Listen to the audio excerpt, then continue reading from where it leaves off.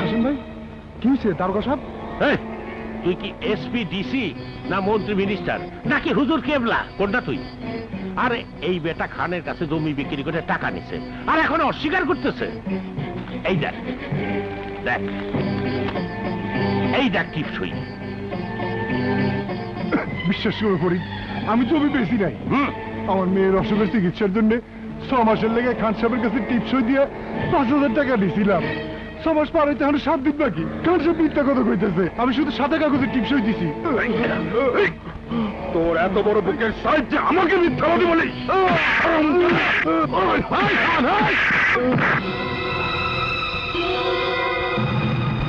আমার ভয়ে এই এলাকার সবাই থর থর করে কাঁপে। আর তুই ফরিদা আমার গায়ে হাত তুলেছিস। আজ হাত তুলছি, তোর হাত ভাঙ্গি নাই। ভবিষ্যতে এমন করলে তোর হাত আমি ভাঙ্গা দেব। কাসিম ভাইয়ের টাকা ফেরত দেওয়ার সময় আর 7 দিন বাকি।